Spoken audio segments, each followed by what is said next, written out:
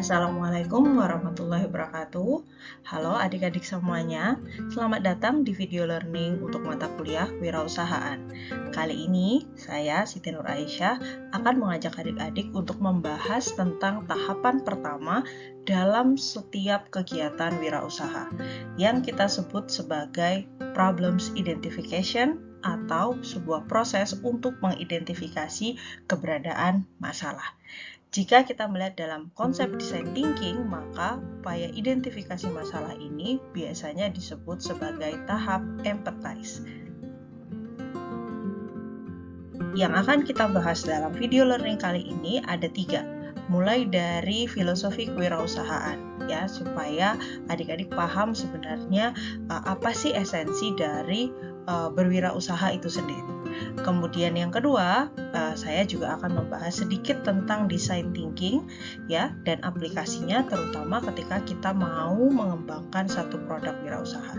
Dan yang terakhir kita akan fokus membahas tentang empathize, ya, dan bagaimana cara kita bisa mengidentifikasi masalah yang nantinya bisa membantu kita mengembangkan satu produk wirausaha yang dapat menjadi solusi yang tepat bagi masalah yang sedang kita identifikasi.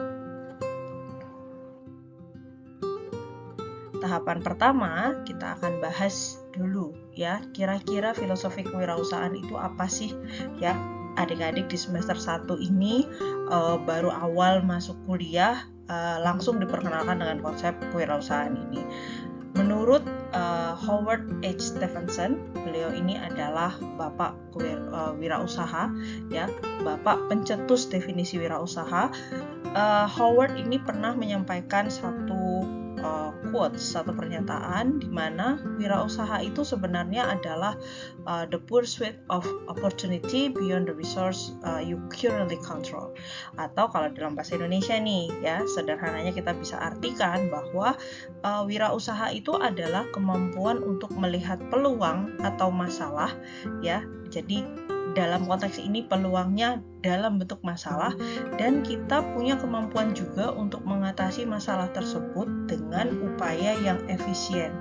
Nah, jadi kalau kita lihat dari pengertian ini, sebenarnya wirausaha itu sendiri adalah satu kemampuan untuk menyelesaikan masalah. Nah, dalam konteks ini kita kemudian bisa menarik garis lurus adalah bahwa kemampuan wirausaha bukan sesuatu yang diturunkan secara genetis, sehingga adik-adik nggak perlu khawatir sekiranya merasa mungkin tidak terlahir dari keluarga yang beraktivitas sebagai seorang wirausahawan atau seorang pengusaha. Gak masalah, ya, karena memang wirausaha itu sendiri adalah satu aktivitas yang secara sehari-hari kita lakukan kok, ya, yakni menyelesaikan masalah, ya. Kita tahu bahwa hidup kita tidak pernah kosong, tidak pernah sepi dari masalah, sehingga aktivitas menyelesaikan masalah sebenarnya aktivitas yang selalu kita lakukan, ya. Oleh karena itu, sebenarnya kegiatan kewirausahaan itu sendiri tidak selalu relate atau tidak selalu berarti membangun bisnis. Nah, ini yang perlu adik-adik pahami, ya, sehingga tidak perlu khawatir jika misalnya adik-adik merasa tidak memiliki interest atau minat untuk membangun bisnis ke depannya, ya.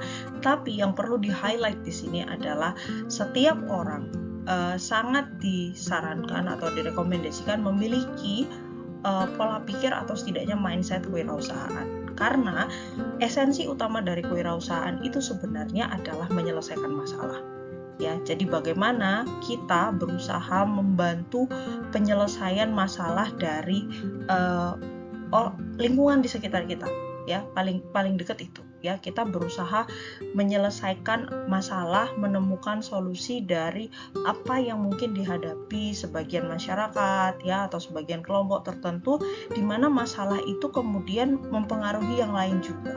Nah, jika rancangan solusi yang kita gunakan atau yang kita ciptakan itu tepat, ya, maka bukan tidak mungkin dari upaya menyelesaikan masalah itu kita juga bisa menghasilkan nilai atau bahkan menciptakan nilai, ya, dan menghasilkan dampak, ya, yang kemudian itu bisa bentuknya macam-macam, bisa uang, bisa profit, bisa juga misalnya rekognisi ya, kita dikenal oleh sebagian masyarakat misalnya. Jadi ada nilai dan dampak yang bisa tercipta ketika kita memiliki satu solusi ya, rancangan solusi yang memang efisien untuk kemudian berhasil menyelesaikan masalah yang ada. Oleh karena itu, kita mungkin pernah mendengar dua istilah ini ya, ada wirausaha dan ada wira swasta. Nah, adik-adik jangan sampai terkecoh ya, karena dua istilah ini punya makna yang berbeda adik-adik ya. Jadi pelaku wirausaha kita sebut sebagai entrepreneurs ya, di mana sebagian besar pelaku wirausaha itu punya kecenderungan menciptakan cara baru. Jadi solusi yang dibangun, solusi yang dibuat itu menghadirkan satu strategi baru, satu cara baru ya, yang kemudian menghasilkan efektivitas dalam menyelesaikan masalah juga dengan lebih baik dibandingkan cara-cara sebelumnya ya. Dan ada juga yang namanya wira swasta. Nah, wira swasta ini mungkin memang lebih mirip seperti orang yang berbisnis ya.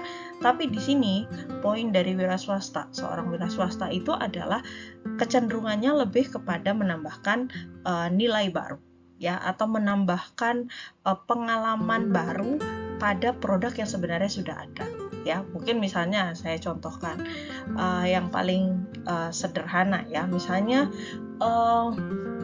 kalau saat ini misalnya ada produk es krim ya, kita tahu biasanya orang makan es krim itu es krimnya ada stick di bawahnya untuk kita pegang ya. Berapa waktu terakhir ya, itu salah satu perusahaan es krim terkenal itu mengeluarkan satu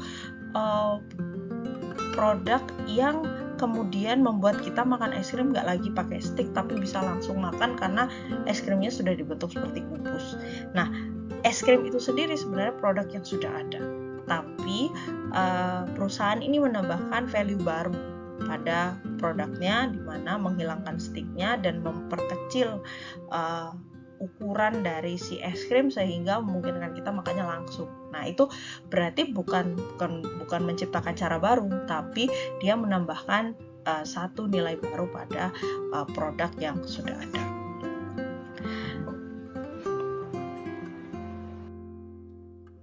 Nah, kita lihat di sini ya, kita mungkin mengenal nih sosok-sosok ini ya, 4 sosok yang cukup berpengaruh mungkin 2-3 tahun belakangan ini ya, adik-adik sekalian. Ada Mas Menteri ya, yang merupakan founder dari Gojek, kemudian ada 2 orang co-founder dari Ruang Guru ini ya, Belva dan Iman, dan juga ini pasti adik-adik tahu ya, Najwa Shihab ya. Nah, mungkin yang kita ingat dari mereka adalah mereka itu orang yang membangun bisnis ya, sesederhana itu. Tapi sebenarnya yang mereka lakukan adalah mereka itu melihat masalah ya di masyarakat. Ada masalah yang menjadi keresahan di mereka ini, sehingga kemudian mereka mencoba mempelajari masalah tersebut dan kemudian melihat peluang ya, peluang untuk kemudian bisa nih kita membuat solusi untuk masalah itu ya. Dan kemudian mereka mengupayakan untuk bisa menjangkau potensi tersebut dengan cara apa? Dieksekusi ya. Jadi peluang yang ada tidak dibiarkan, tapi mereka berusaha untuk merealisasikan peluang itu dengan menciptakan solusinya ya. Jadi kalau yang kita lihat sebenarnya jangan melihat sebagai pengusahanya saja, tapi apa yang mereka lakukan adalah upaya kemudian untuk mengatasi permasalahan yang ada. Nah, yang perlu di-highlight di sini adalah masing-masing tokoh-tokoh ini memiliki concern pada masalah yang berbeda dan hanya fokus pada satu masalah spesifik saja. Jadi kita ketika berwirausaha itu kita hanya fokus pada satu hal, satu masalah yang memang buat kita juga meresahkan gitu ya. Nah, tapi jangan sampai salah kaprah adik-adik, karena kadang-kadang ketika memulai bisnis kita terjebak pada apa yang menjadi selera atau preferensi kita. Padahal kita harus bergerak dari apa yang menjadi keresahan sebagian besar orang yang juga menjadi keresahan kita sebenarnya. Nah, itu yang kemudian perlu dilakukan. Nah, kalau tadi dari versi nasionalnya, nah kalau dari versi UMY nih, adik-adik ya, ini adalah beberapa figur mahasiswa ya. Jadi ini adalah mahasiswa-mahasiswa UMY, kakak-kakak tingkat adik-adik semua ya, yang juga melatih kemampuan entrepreneurialnya sejak masih kuliah. Jadi mereka ini sebenarnya adalah mahasiswa UMY, kecuali yang ini karena sudah alumni ya, baru saja lulus, tapi yang 3 ini belum ya. Jadi masih mahasiswa UMY dan mereka punya semacam keresahan ya, dan berlatih kemampuan wirausahanya itu di masa kuliah ya, dengan harapan apa adik-adik, ketika kegiatan wirausaha ini adik-adik bangun sejak dari masa kuliah ya, adik-adik bisa mendapatkan banyak fasilitas atau bisa memanfaatkan fasilitas-fasilitas yang disediakan oleh kampus ya, yang itu kemudian bisa membantu adik-adik untuk bisa mengembangkan wirausaha yang ingin adik-adik bangun. Nah, kemudian kita masuk ke bahasan kedua nih. Ada design thinking dan aplikasinya dalam pengembangan produk wirausaha. Apa sih design thinking itu?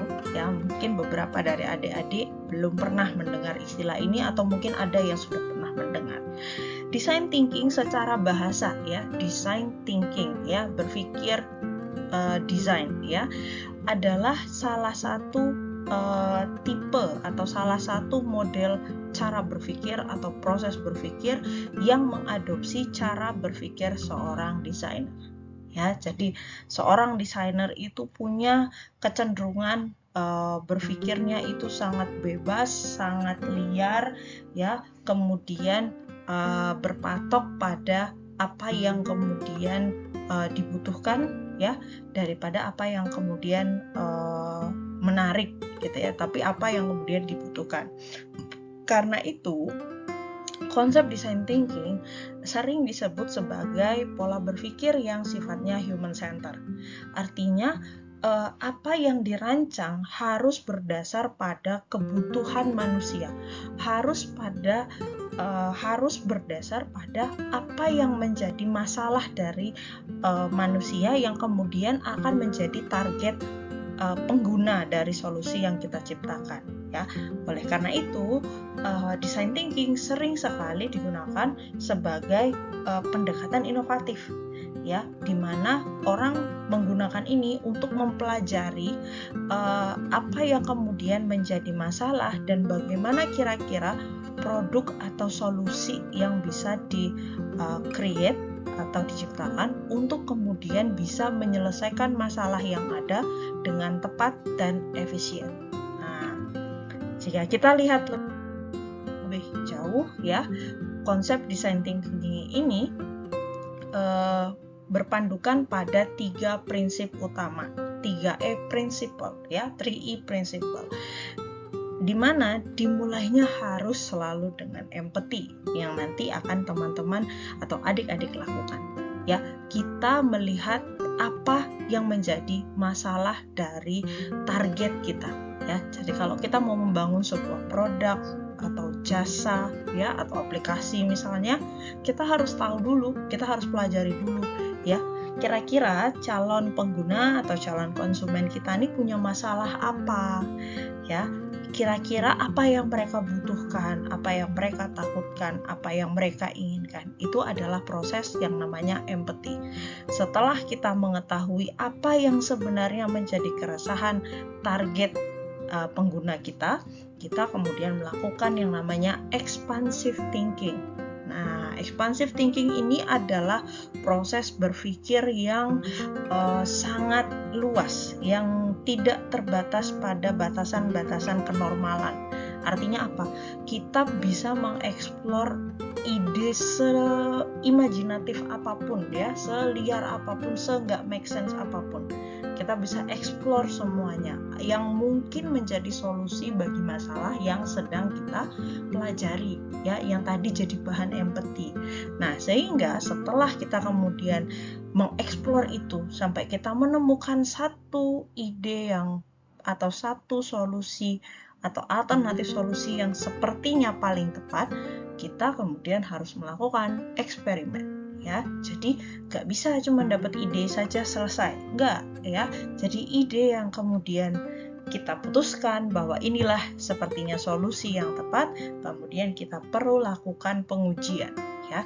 Kita perlu pastikan bahwa ketika ide itu direalisasikan, diciptakan dalam bentuk nyatanya, maka ide tersebut bisa nggak memenuhi apa yang dibutuhkan oleh target pengguna kita.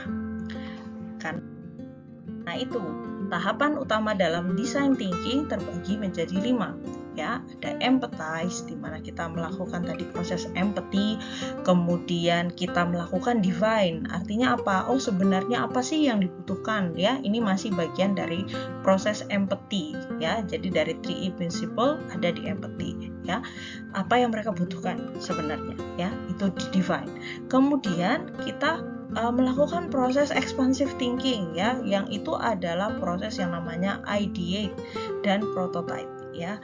Expansive thinking ini di sini kita memunculkan satu ide atau satu opsi solusi yang mau kita kembangkan, dan di sini kita membuat versi nyatanya. Nah, ide kita itu kalau dibuat versi nyatanya akan seperti apa, ya? Itu namanya prototype, atau kalau dalam bahasa Indonesia kita menyebutnya purwarupa. Setelah itu kita lakukan testing, ya, wajib kita tes untuk kemudian memastikan apakah ide yang sudah kita realisasikan tadi bisa bekerja sesuai dengan yang diharapkan. Nah, kalau kita melihat dalam konteks kegiatan wirausaha, adik-adik sekalian, yang perlu dipahami adalah kegiatan wirausaha itu sedikit berbeda dari kegiatan-kegiatan lain dalam hidup kita. Dan sebenarnya pendekatan ini bisa digunakan pada kegiatan yang lain, tidak mesti kaitannya dengan wirausaha, ya. Ini adalah konsep pendekatan yang dicetuskan oleh Babson, ya. Ini salah satu universitas yang concern sekali dengan kewirausahaan dan memang fokus pada kegiatan bisnis dan kewirausahaan, di mana mereka punya konsep bahwa pendekatannya itu harus act, learn, build, ya. Jadi dimulai dari melakukan, ya, kita mengambil langkah atau kita melakukan satu langkah kecil, ya, untuk kita kemudian lebih dekat kepada apa yang ingin kita lakukan atau ingin kita capai. Misalnya kalau dalam konteks wirausahaan, ya, untuk kita kemudian bisa benar-benar merealisasikan ide kita, ya, kita lakukan sesuatu. Oh, kita mulai dengan ketemu calon konsumen, ya. Jadi kita lakukan, bukan sebaliknya kita belajar dulu. Nah, belajarnya kapan? Justru setelah melakukan, ya. Jadi kita belajar itu setelah kita melakukan sesuatu, ya. Kita kita melakukan refleksi nih, ya, bukan refleksi pijit, ya, adik-adik, tapi refleksi tentang apa yang kemudian kita temukan dari langkah yang kita ambil sebelumnya, ya. Apa yang kemudian kita temukan di lapangan ketika kita ketemu calon konsumen, apa yang kemudian kita temukan di lapangan yang kemudian perlu kita perhatikan supaya nanti rancangan kita nggak salah, misalnya. Jadi justru learn-nya itu di belakang, bukan di depan, ya. Jadi kalau teman-teman mau berbisnis atau mau berwirausaha, jangan mulai dengan belajar. Nah, tapi mulai dengan melakukan. Lakukan apa yang bisa, kemudian kita refleksikan. Setelah itu, kita baru melakukan yang namanya proses build, ya.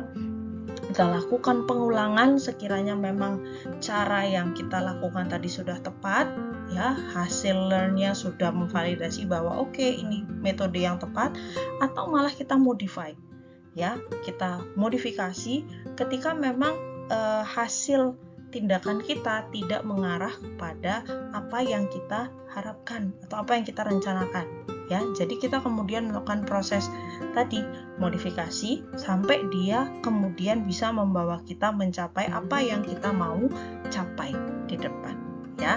Nah, karena itu, ya, dalam mata kuliah ini, kewirausahaan ini, yang sebenarnya ingin dihadirkan untuk adik-adik itu adalah pengalaman berwirausaha.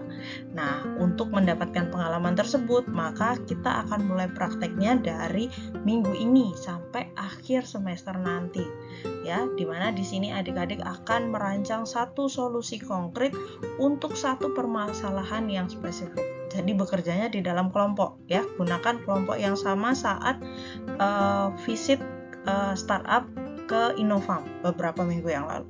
Kemudian proses learn-nya nanti adik-adik akan pelajari saat adik-adik tadi merancang solusi tadi, ya, merancang solusi dan solusi terkait masalah yang menjadi topik bahasan adik-adik, dan sempurnakan hasil rancangannya, ya, berdasarkan proses diskusi, berdasarkan proses survei atau observasi, ya, sampai adik-adik menemukan pola ataupun strategi yang tepat untuk kemudian bisa merealisasikan solusi dari masalah yang adik-adik targetkan.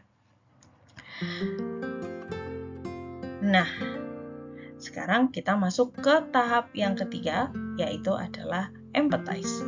Empathize itu maksudnya adalah kemampuan seseorang untuk bisa memposisikan dirinya di kaki orang lain, ya, sehingga kita bisa melihat dunia atau melihat sesuatu berdasarkan perspektif orang lain, ya. Jadi ibaratnya ketika kita ketemu dengan teman kita yang sedang bersedih, kita berusaha memposisikan diri, sekiranya aku yang bersedih, kira-kira aku akan seperti apa. Nah, itu namanya empathize. Nah, di mana dalam proses empathize ini adik-adik sekalian, adik-adik perlu meminimalisir atau malah mengabaikan penilaian pribadi. Ya, jadi kita ketika sedang empathize itu kita tidak bisa menggunakan pola pikir kita atau mindset kita, karena itu akan mengacaukan proses empathize tadi. Ya, jadi kita harus mengesampingkan, ya, apa yang menurut kita benar, apa yang menurut kita sesuai, ya, karena di sini konteksnya adalah kita ingin belajar mengerti bagaimana seseorang itu memandang sesuatu, kita mengapresiasi mereka sebagai mereka juga manusia yang memiliki kekhawatiran, kemudian kita berusaha mempelajari apa sih sebenarnya yang mereka alami, mereka rasakan, mereka pikirkan, ya, sehingga kemudian kita bisa mengkomunikasikan apa yang kita pahami dari diri mereka. Nah, untuk bisa melakukan empathize, ya, kalau dalam konteks wirausaha kita menggunakan salah satu metode dari banyak metode yang biasanya dipakai, tapi ini yang paling sederhana, ya, yaitu empathy map.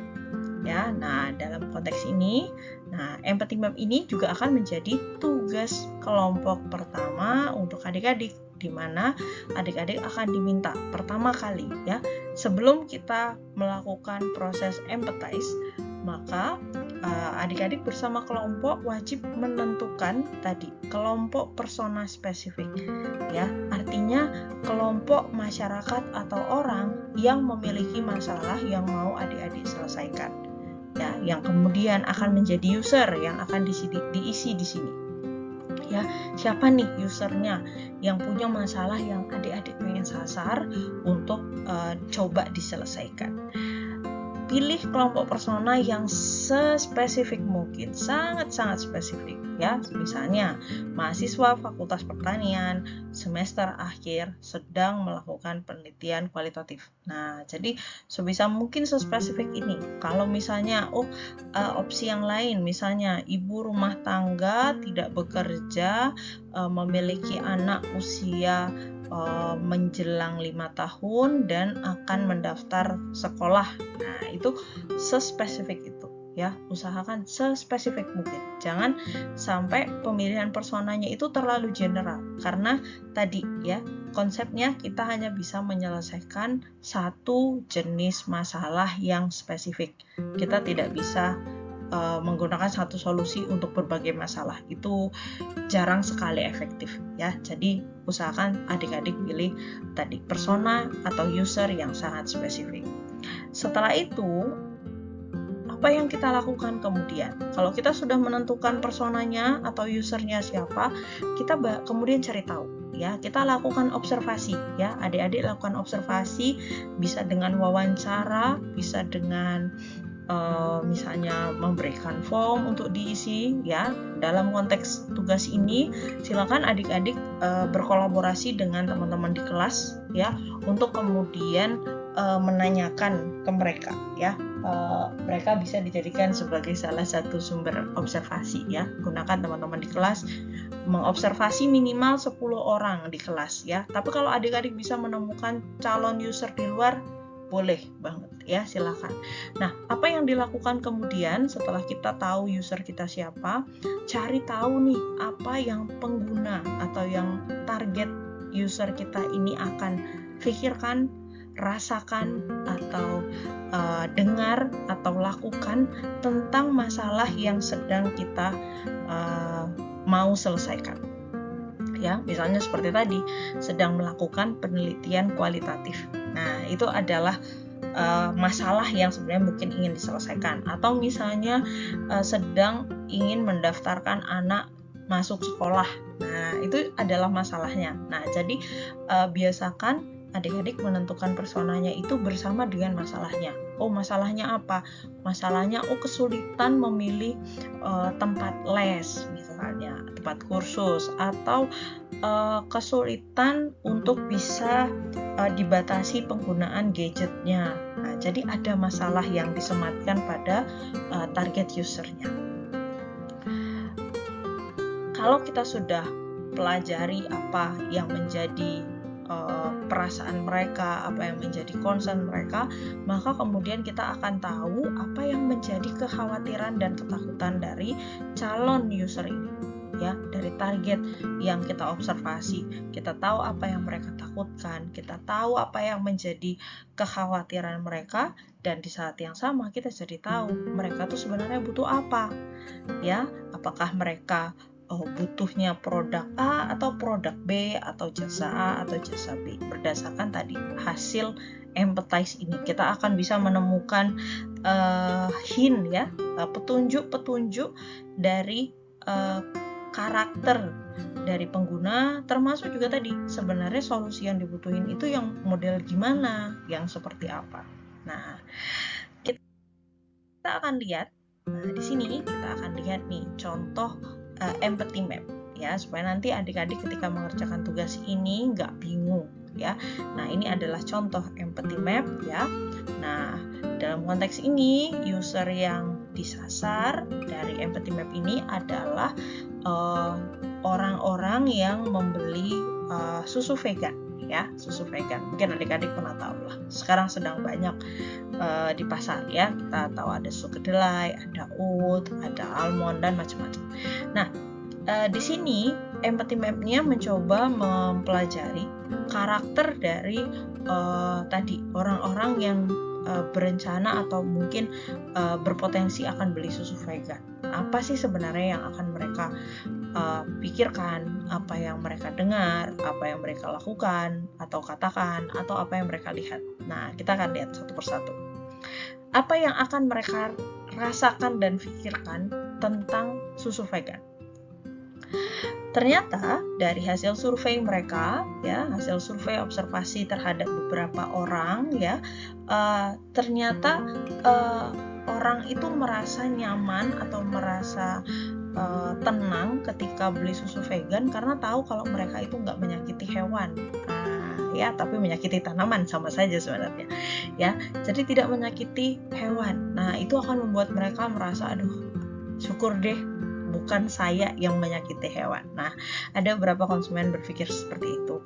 Ada beberapa konsumen yang merasa bahwa susu vegan adalah pilihan yang lebih sehat dibandingkan susu biasa, ya. Dan ada juga beberapa konsumen yang berpikir kalau saya minum susu vegan, maka saya bisa berkontribusi dalam menyelamatkan planet atau menyelamatkan bumi, ya, karena tidak kemudian memusnahkan atau membunuh hewan, misalnya. Nah, apa yang kemudian customer ataupun user ini dengar tentang susu vegan? Ya, yang mereka dengar tentang susu vegan yang jelas adalah susu vegan lebih mahal, ya. Dan susu vegan itu rasanya nggak kayak susu biasa, jadi nggak terlalu berlemak, ya. Tidak seperti susu sapi yang rasanya tuh sangat creamy, fatty, ya. Sedangkan susu vegan ini kayaknya mungkin tidak ada rasa. Nah, kemudian ada juga yang mendengar bahwa susu vegan itu memang lebih ramah lingkungan sih, karena tadi tidak menggunakan hewan, tidak mengeksploitasi hewan, dan lain-lain. Itu kita sudah lihat dari dua perspektif, ya, adik-adik, apa yang mereka pikirkan, apa yang mereka rasakan, apa yang mereka dengar. Nah, sekarang kita lihat dari perspektif yang lain, apa yang mereka akan katakan dan lakukan tentang susu vegan. Ya, nah kalau misalnya konsumen ini atau user ini peduli terhadap hewan, maka ya dia memang harus beli susu vegan. Nah, beberapa user menyatakan bahwa kepedulian terhadap hewan itu bisa ditunjukkan dengan membeli susu vegan. Atau ada juga yang bilang, ya, mengemukakan bahwa kalau dia minum susu vegan itu keren, ya, keren karena berarti saya mendukung sustainability, mendukung ramah lingkungan, dan lain-lain. Ada juga kemudian yang melakukan atau membeli susu vegan karena memang teman-temannya juga beli, jadi dia juga pengen beli, ya. Jadi si user ini merasa kalau dia juga beli susu vegan, maka dia mirip kayak teman-temannya, sama seperti teman-temannya. Nah, karena itu, ya, kemudian apa sih yang mereka lihat? Nah, kalau ini kan berdasarkan apa yang mereka katakan, apa yang mereka lakukan, ya. Kalau dari perspektif yang mereka lihat, nah, beberapa user mengikuti mungkin yoga atau olahraga lain dan ternyata melihat bahwa mungkin pelatih yoga atau pelatih senam atau pelatih atau mungkin orang terdekat dalam circle-nya pakai, ya. Kemudian kalau yang tipe seneng main ke kafe, ternyata kafenya juga pakai, ya. Kalau adik-adik lihat, kita melihat beberapa kafe itu menawarkan susu oatmeal, ya, untuk menggantikan susu sapi pada kopi, ya. Biasanya itu mereknya Outside. Nah, ya, salah satunya. Meskipun ada yang jenis yang lain biasanya. Kemudian beberapa supermarket, ya, beberapa supermarket tidak hanya organik, ya, kalau di Indonesia, tapi terutama yang organik pasti dia mempromosikan susu vegan ini. Bahkan kadang juga sering menawarkan diskon-diskon pada susu vegan. Nah, ini adalah contoh empathy map, adik-adik, ya. Jadi kita memetakan nih kira-kira apa yang dirasakan, apa yang dilakukan. Tapi empathy map ini bukan hasil karangan kita, ya. Jangan adik-adik mengarang untuk membuat seperti ini, tapi memang mengobservasi dari orangnya langsung, ya. Mengobservasi dari orangnya langsung sehingga pendekatannya jadi lebih tepat. Kalau kita sudah petakan apa yang menjadi perspektif mereka, kemudian kita tahu apa yang menjadi kekhawatiran mereka tentang susu vegan, ya. Atau kalau mereka tidak beli susu vegan, maka konsumen atau user ini khawatir mereka akan menyakiti hewan dan merusak lingkungan. Nah, dan apa yang sebenarnya ingin mereka capai dari beli susu vegan, ya, atau apa yang sebenarnya mereka ingin peroleh dari kalau seandainya saya beli susu vegan, apa sih untungnya buat user ini? Ternyata tadi rasa aman, rasa nyaman, perasaan berguna karena merasa bahwa ikut berkontribusi terhadap lingkungan, ya, dengan tidak menyakiti hewan, ya. Dan yang terakhir, positif komen dari teman-teman. Artinya mungkin dari circle-circle terdekatnya merasa bahwa dengan usernya ini beli susu vegan, teman-teman di sekitar si user akan menyampaikan masukan atau tanggapan-tanggapan yang positif yang itu membuat user kita perasaannya jadi lebih baik. Nah, jadi kalau dilihat di sini memang antara yang dikhawatirkan dengan yang diinginkan kadang-kadang memang akan sedikit berbeda, adik-adik. Jadi kita memang di sini tidak boleh memasukkan perspektif kita supaya kemudian tidak bercampur, ya, karena setiap orang itu perspektifnya akan berbeda-beda. Dan kalau saat kita empathize, kita memasukkan perspektif kita, maka hasilnya kemudian akan menjadi bias. Karena apa? Ada value atau pemikiran dari kita yang mengkontaminasi perspektif dari orang lain, yang memang bisa saja berbeda, bisa saja menurut kita gak sesuai. Ya, jadi dalam konteks ini memang kita harus mengesampingkan perspektif diri kita sendiri, ya, ketika kita akan melakukan empathize. Oke. Itu yang menjadi bahasan pada video learning kali ini, dan jangan lupa adik-adik untuk menyelesaikan tugas empathy map bersama kelompoknya karena akan digunakan untuk pertemuan minggu depan. Sampai ketemu di video learning yang lainnya. Terima kasih buat yang sudah menonton. Semoga video learning ini mudah dimengerti dan bisa bermanfaat buat adik-adik semuanya. Kita ketemu lagi di lain waktu. Wabillahi taufiq wal hidayah. Wassalamualaikum warahmatullahi wabarakatuh.